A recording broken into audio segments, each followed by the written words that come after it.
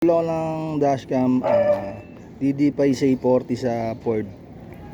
Ayan, Ford Ranger.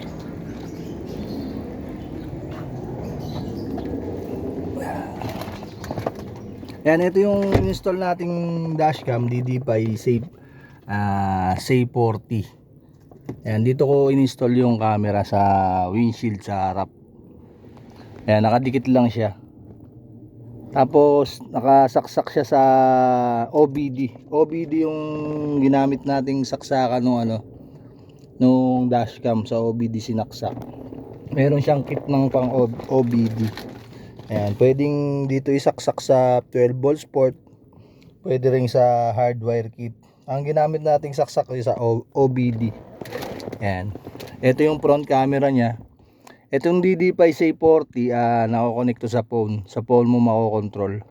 Tapos yung camera niya, ayan, dito natin i-install sa loob. Ayan, nakaano siya sa likod, nakaharap. Ayan, DD5 C40. Ayan.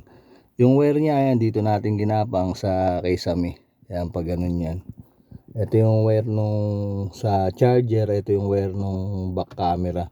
Yan, sa Kisame ko lang pinadaan yan. Yung wire ng charger pa ganun, tapos pababa. Tapos papuntang OBD. Tapos yung back camera naman sa gilid lang sa taas sa Kisame. Yan, pa ganun. Tapos ito na siya. Ayan. Ayan. Dual channel dashcam DD5 C40. Ayan. Install natin sa Ford Ranger. Ayan, Ford Ranger Wild Track yung ininstall natin. Yung camera niya nandito. Ayan, dyan natin i-install sa loob.